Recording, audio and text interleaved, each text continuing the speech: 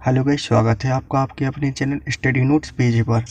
Guys, आज से जो सेशन स्टार्ट हो रहा है वो आपको वार्षिक परीक्षा को टारगेट करते हुए हो रहा है। मैं वेरी आईएमपी क्वेश्चंस आपको हर एक सब्जेक्ट के करा रहा हूँ क्लास 11th वाले स्टूडेंटों के लिए।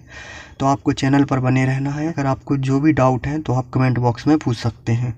चलिए तो फिर स्टार्ट करते हैं। ये सभी क्वेश्चन मोस्ट आईएमपी हैं जो कि आपके किसी न किसी सन में पूछे गए हैं और आपको इनको तैयार कर लेना है।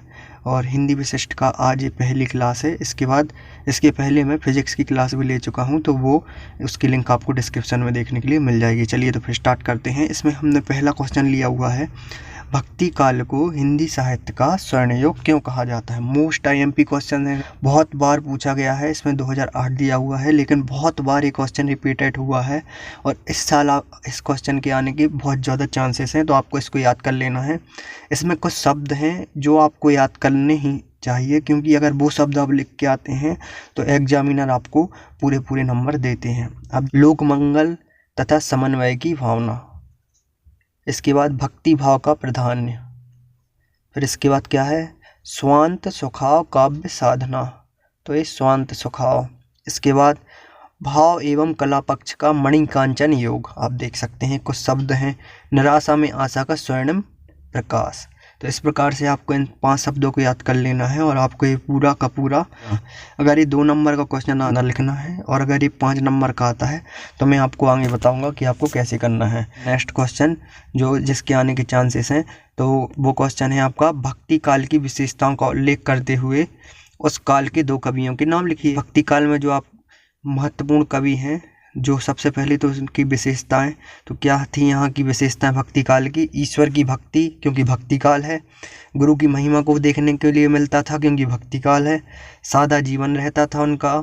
समन्वय की भावना, जो पिछले में पढ़ा है हमने। राजस्व से मुक्ति, राजस्व जो कर रहता था उससे मुक्ति रहती थी। इसके बाद विविध रसों का परिपाक, रसों को मिला के ही भक्ति की जाती थी, इसलिए विविध रसों का परिपाक देखने के लिए भक्ति काल में मिलता था। इसके बाद भाषा की विविधता, और प्रमुख कवि तो आपको पता हो, तुलसीदास जिन्होंने रामचरितमानस को लिखा है, और सूरदास जिन्होंने सूरसागर और सारावली को लिखा है।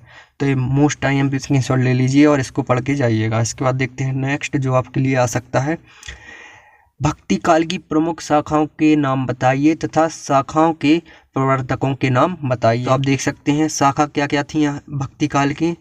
भक्ति कालीन निर्गुण प्रेम मार्गी शाखा थी, जिसके प्रवर्तक थे मलिक मोहम्मद जायसी। इसके बाद थी सेकंड शाखा भक्ति कालीन निर्गुण ज्ञान मार्गी शाखा, तो ज्ञान का संबंध कबीर से है, इसलिए कबीरदास प्रवर्तक थे, और भक्ति का संबंध मलिक मोहम्मद जायसी से है। इसके बाद भक्ति कालीन सगुण राम भक्ति शाखा, तो राम भक्ति से रामानंद, आपको याद हो, राम से रामानंद, राम भक्ति से रामानंद। इसके बाद भक्ति कालीन सगुण कृष्ण भक्ति शाखा, तो वल्लभाचार्य, कृष्ण वल्लभाचार्य। इस प्रकार से ये भक्ति काल के कुछ 4 प्रवर्तक कवि थे। इसके भी आने के बहुत चांसेस हैं, तो इसको याद कर लीजिएगा। इसके बाद देखते हैं नेक्स्ट, निर्गुण भक्ति धारा की 3 विशेषताएं लिखते हुए निर्गुण भक्ति धारा के किन्हीं 2 कवियों के नाम लिखिए। तो इसमें निर्गुण भक्ति धारा की विशेषता क्या होंगी कि निर्गुण ब्रह्म में विश्वास रखने वाले कवि गुरु को ईश्वर मानते थे, और इस धारा के कवियों ने रूढ़ियों, छुआछूत, कुरीतियों पर प्रहार किया, और इस धारा के कवियों ने अवधी सुधक्कड़ी मिश्रित भाषा को अपनाया था। और 2 कवि कौन कौन से थे इसके, एक थे कबीर तथा एक थे जायसी। ये दोनों निर्गुण भक्ति शाखा के श्रेष्ठ कवि माने जाते हैं। इसको भी आप याद कर लीजिए, ये भी मोस्ट आईएमपी क्वेश्चन है। इसके बाद नेक्स्ट है आपका, नेक्स्ट हम देखते हैं इसके बाद 7वां, भक्ति काल की निर्गुण प्रेम मार्गी शाखा की 4 विशेषताएं।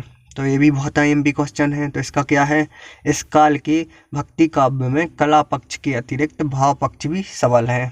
तो निर्गुण प्रेम मार्गी शाखा में क्या क्या सबल है, कला पक्ष और भाव पक्ष। और सेकंड क्या है इसका कि प्रमुख छंद दोहा, सोरठा और चौपाई का प्रयोग किया गया है। इसके अलावा अरबी फारसी भाषा का प्रयोग तथा मसनवी शैली का प्रयोग भी किया गया है, कि कवि कुतुबन मंथन एवं जायसी ने प्रेम गाथाओं को काव्य रूप में गूंथ लिया है। कुछ अटपटे शब्द होंगे, लेकिन आपको ये याद कर लेने हैं, इन्हीं से आपको प्लस पॉइंट नंबर मिलते हैं।